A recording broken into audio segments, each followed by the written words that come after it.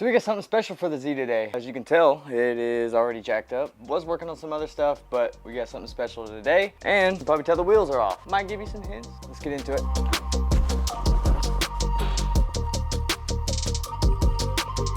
It does a little heavier than I expected, honestly. This box doesn't seem that big, but it's definitely heavy as shit. And as a lot of you could tell, it was FDF. So as most of you know, I actually have the Super Lock GK Tech kit, which has been a very phenomenal angle kit, I'm not gonna lie. But the one thing about this angle kit is it limits you quite a bit as far as how much angle you can get. And the reason for that is because of the knuckle. It still uses the factory style knuckle, unlike FDF actually uses a full knuckle replacement, which actually pushes the wheel out 50 more millimeters. I think it's around 50 millimeters.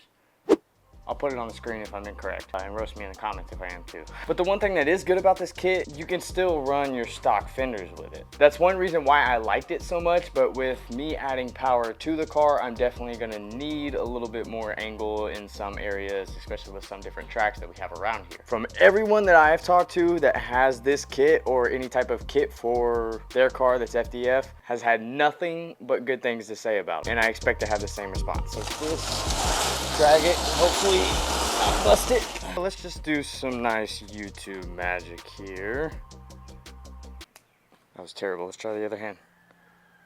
Boom. So it looks like we got everything. This is obviously the knuckles. So we got the uppers, we got the lowers, the rack relocation, and all the necessary hardware and little joints, stuff like that. Crack them open and see what they look like. One of the most handy things to have is these tiny little razor blades. If you work in a body shop, you know why, but they come in handy all the time.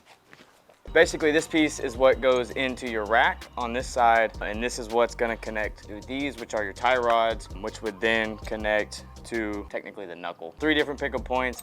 I actually have a rack relocation, so this will work perfectly. Shouldn't have any binding issues or anything like that. Now, my front end is a little tweaked, so we may run into some possible issues doing... That was awkward. We may run into some possible issues with that as far as the frame rails being a little tweaked, but I think we'll be all right. Killing it, Josiah. Now, let's get all of these parts on the bench back there and just honestly get a better look at them.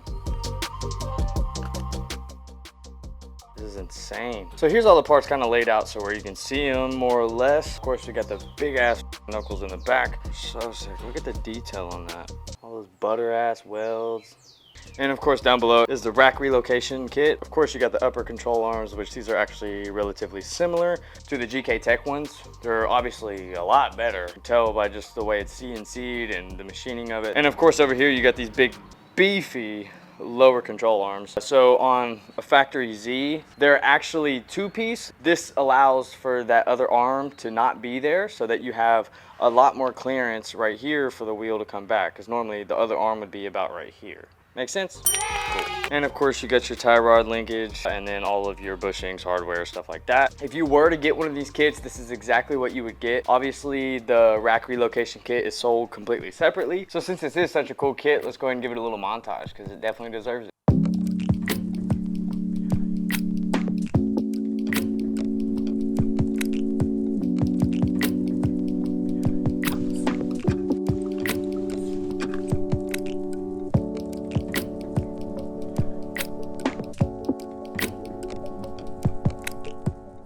I said it before and I'll say it again, those parts are absolutely beautiful. It's crazy how far some of our parts in engineering and stuff has come for drifting. If you look back a little earlier in drifting, there's definitely, I'll say not the prettiest parts out there. Josiah over at FDF, he is absolutely killing it with these parts. They not only work good, they look good, dude. And I am so stoked to be able to try this kit out and actually drive this thing for once. But that's all I got for today, so we'll pick this up tomorrow. And we're back. I've got the kit laid out. I've got the arms and everything adjusted to where I think I want them. We'll see. I went ahead and adjusted the uppers because I am running stock fenders still. I do have brand new sets of fenders that I was gonna respray and run those on here, but now that the wheels are gonna be poking out a little bit because of the FDF, which I'm cool with. So one cool thing about the FDF kit is this is actually where the shock mounts to, so you can adjust this depending on how stiff you want it. So say you were running like a 10K spring up front and you wanted it to be a little bit stiffer, you would actually just move this all the way as far out as possible. I kind of want them to be a little bit stiffer, so I went ahead and moved mine and adjusted this for the camber and I'm gonna need to adjust this for the caster, but I can do that while it's inside the car through this little nut right here on the back side. Now the one thing we are not gonna be able to do here is the rack relocation kit. So everything still should bolt up. So basically I can move the pivot point of this all the way out as far as I need to, but I can still drive the car and everything so that we can get it on the trailer and over to Wes's house. But yeah, so that's pretty much the kit. Let's go ahead and start putting these on. Okay, now the first thing we're gonna wanna do is do the upper control arm so that we can hang the knuckle from there and worry about our big beefy lower control arm last, because if you gotta lift the lower control arm up and make everything work, it's just gonna be a pain in the ass. You'd rather start from the top and work your way down. So I actually go in here with a hammer and tap these into the slot. When I put the GK Tech ones on, the shims that we had were actually a little too narrow for the actual slot that the upper control arm goes into, so it would actually squeeze the metal together and make that gap a lot smaller. So I had to kind of pry them out with the pry bar and then smush the smush the control arm into the slots basically, but it ended up going in just fine. But just to also throw in there, if any of you guys out there have wrecked your front end, you may run into some issues. It's very unlikely with the new version though. Got the upper control arm on. All right, now let's grab the knuckle and throw that up on there.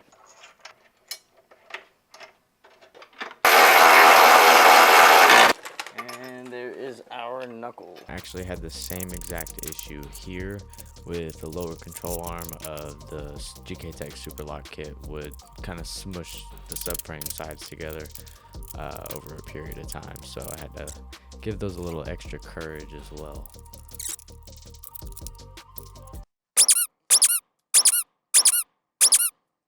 If any of you guys have ever had to take off the stock compression arm off of a Z, that bushing gets stuck on the main frame stud and you can run into some issues with rust on there. So be careful when you are taking those off, because it can rust the threads and they'll end up coming off whenever you yank it off. That took a lot of love to make that one go in. Good God. Finally got the lower control arm in, so now we can hook this right up here.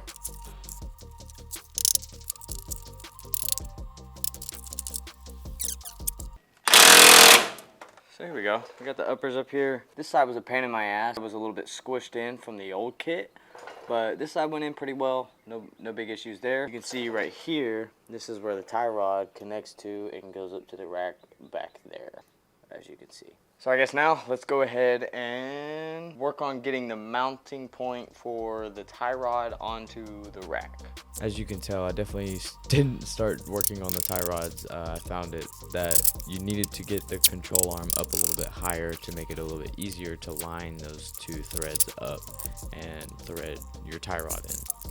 These will be going directly into the rack where you would normally put the inner tie rod. Now you got this Allen key bolt that slips through here, and that's actually what's going to be threading into the rack. And of course you got these little teeth right here on the side of it so that it'll find its spot and slide right in. When you're putting tie rods or any type of angle kit pieces into your rack, it's always nice to put some Loctite on there as well. So I'm going to throw a couple dabs of this. Nothing too crazy, but just enough. Now you've got to be careful whenever you're threading this tie rod in, because you're lining two threads up and you're twisting it so that they both thread in at the same time. So be careful, don't cross thread. We're all good on this side, except for, as you can tell, I've got to do the hub. I got to take the lug nuts off and throw them on. Get to it. For how elaborate and like insane it is, this has got to be one of the most self-explanatory kits I've ever put on in my entire life. Everything just goes on as it should, and that never happens.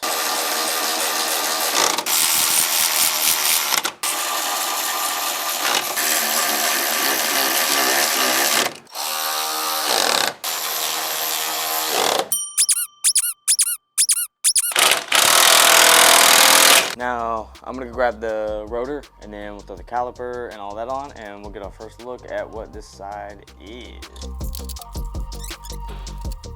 let's address the coilovers. Those are actually going to be changing and getting upgraded, but I want to know if you guys want to see that here on YouTube or on Patreon. So let me know in the comments what you guys think, and I will do so. Got everything connected down here. All the bolts are tight-ish. Keyword on ish. Let's go ahead and throw the wheel on and see how far it pokes out.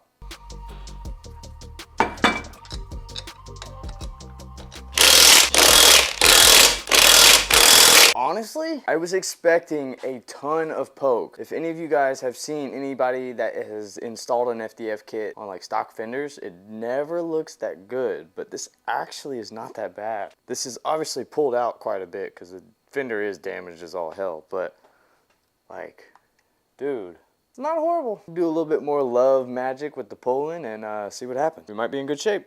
But now that you guys have the idea of how it goes on, I'm just going to go ahead and knock out the driver's side. Let's go ahead and do some YouTube magic. Damn. Look at all that angle. That's fucking ridiculous, bro. Now, obviously, I still have a lot of adjustments to make sure that it has all the angle possible, which I'll probably limit just a little bit. I don't really need this much angle, but it's nice to have. Keeps it nice and future-proof. But here's the driver's side and the passenger. So you can see that there's definitely a lot of acronym here. It's not matched. I am absolutely white from doing this, and I didn't even put the cross brace back on underneath, but seems like a project for another day. I appreciate you guys. Again, thank you to FDF. These are phenomenal kit. If you guys do not have an angle kit right now or looking to upgrade, they've got this shit down to a science. I have never in my life dealt with an angle kit that is so easy to put on and just works. I'll leave FDF linked in the description if you guys want to pick up your kit today, but that's it for this one. I will see you guys in the next one. Peace.